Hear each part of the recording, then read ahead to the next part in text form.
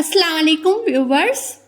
इस्लाम में हम बहुत सारी बातें सीखने को और जानने को हमें मिलती है।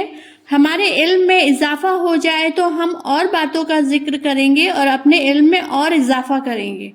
सारी दुनिया देख ले कि इस्लाम में पति पत्नी के सामूहिक जीवन की बागडोर मर्द को प्रदान की है और मर्दों को औरतों पर हाकिम बना दिया है, ताकि घरेलू व्यवस्था में यदि कोई बड़ी मुश्किल आ पड़े तो मर्द अपनी योग्यता और सूझबूझ से इस मुश्किल को हल कर दे।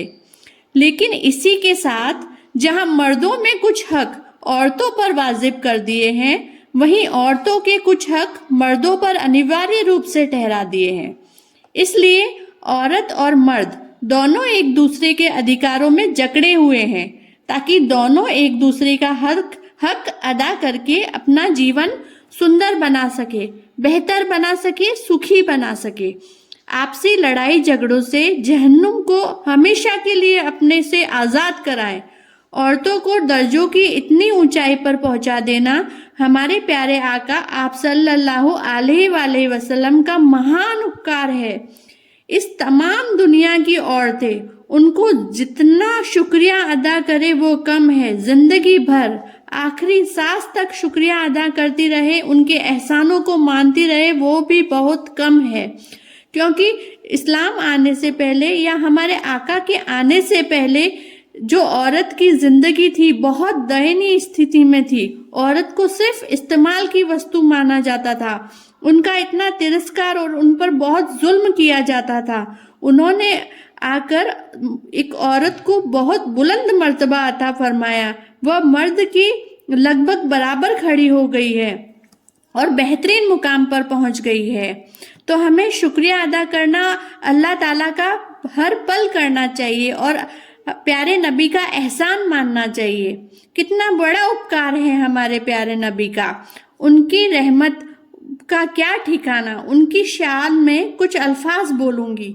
वह नबियों में रहमत लक़ब पाने वाला, वह नबियों में रहमत लक़ब पाने वाला, मुरादे गरीबों की भर लाने वाला, मुरादे गरीबों की भर लाने वाला, मुसीबतों में गैरों के काम आने वाला, मुसीबतों में गैरों के काम आने वाला, वह अपने पराये का गम खाने वाला, वह अपने पराये का गम खाने वाला, फकीरों का मावा ज़ईफों का मलजा, फकीरों का मावा ज़ईफों का मलजा, यतीमों का वाली गुलामों का मौला, यतीमों का वाली गुलामों का मौला।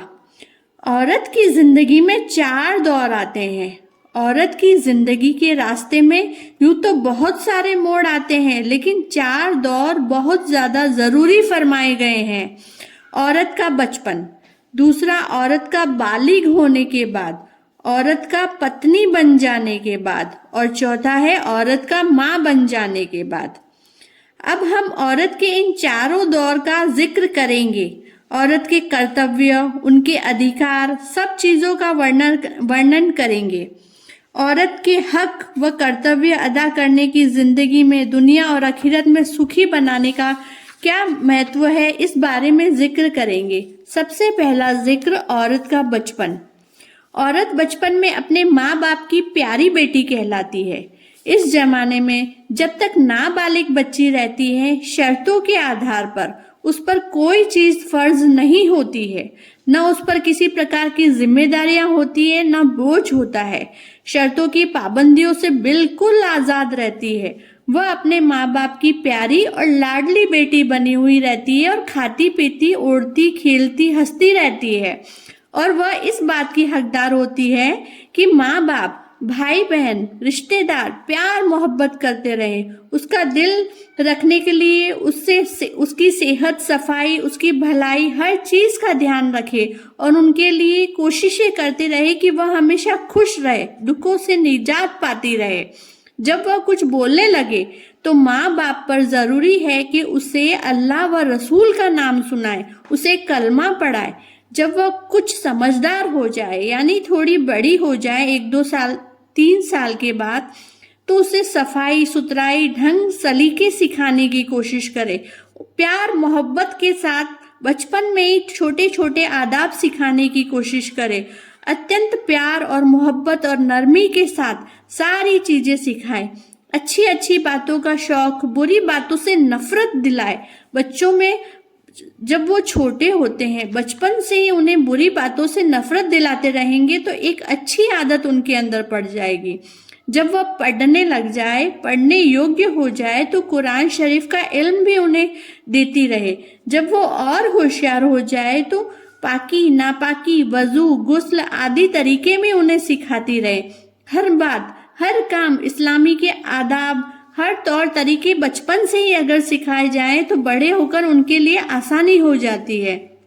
जब वह 7 साल की उम्र की हो जाए तो नमाज और कुछ जरूरी बातें भी सिखा सकते हैं। बहुत सारी चीजें हमें सिखाने को मिलती है जो बचपन से अगर हम सिखाएंगे तो बड़े होकर बच्ची के लिए हर जिम्मेदारी आसानी से हो जाएगी। और दीन की बातें तो हमारे इल्म में कितनी बेहद जरूरी है। जब वो इतनी बड़ी हो जाए कि अपने काम कर सके तो छोटे छोटे काम घर के सीखना बहुत ज्यादा जरूरी है, जैसे बर्तन धोना, खाना पकाना, कुछ सिलाई का काम करना, कुछ घरेलू छोटे मोटे हुनर जो अमाली तौर पर बहुत ज्यादा जरूरी है। अगर बच्ची काहिली करे, काहिली यानी आलस की शिकार हो तो उसे उसकी खराबी के बारे में बताए। खराब औरतें जो होती हैं, बदचलन या ऐसे घराने, उनसे उनका ताल्लुक और मेल जोल नहीं रखे। जब बच्ची बालिग न हो जाए तब तक हमें इन बातों का ध्यान रखना बहुत ज्यादा जरूरी है। हर माँ बाप की जिम्मेदारी है। यदि माँ बाप अपने कर्तव्यों को पूरा नहीं करेंगे तो सख्त गुनाहगार होंगे। दुनिया के अदब के साथ दीन का अदब सबसे ज्यादा जरूरी है। बच्ची दुनिया में पढ़ लिख कर बड़े मर्तबे पर पहुंच जाए लेकिन दीन का अदब नहीं है तो वह दुनिया में बुलंद मर्तबा यानी दुनिया के अलावा कुछ काम नहीं आएगा। इसलिए बच्ची चाहे डॉक्टर बन जाए, इंजीनियर बन जाए या किसी भी बड़े पद पर चली जाए, लेकिन दीनदार होगी तो मुकम्मल मोमिना होगी। अल्लाह पाक हमारे ईमान में और तौफीक अता फरमाए और हमें तौफीक दे कि बच्चियों की भलाई के लिए सही रास्ता इख्तियार करे। आमीन।